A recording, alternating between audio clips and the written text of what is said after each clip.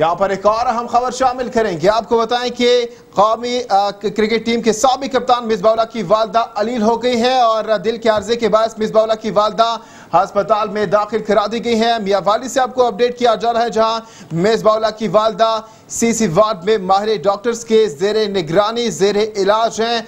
अफसोसनाक खबर सामने रहे, जहां मिसबाह-उल-हक जो कि कौमी क्रिकेट टीम के साबिक कप्तान है, उनकी वालदा अलील हो गई है और दिल के मार्जे के बायस मिसबाह-उल-हक की वालदा अस्पताल में दाखिल करा दी गई हैं। अहम खबर है, आपको अपडेट किया जा रहा है मियांवाली से, जहां कौमी क्रिकेट टीम के साबिक कप्तान मिसबाह-उल-हक की वालदा अलील हो गई है। दिल के आर्जे के बायस मिसबाह-उल-हक की वालदा अस्पताल में दाखिल करा दी गई है। मिसबाह-उल-हक की वालदा सीसी वार्ड में माहिर डॉक्टर्स की जेर निगरानी जेर इलाज है।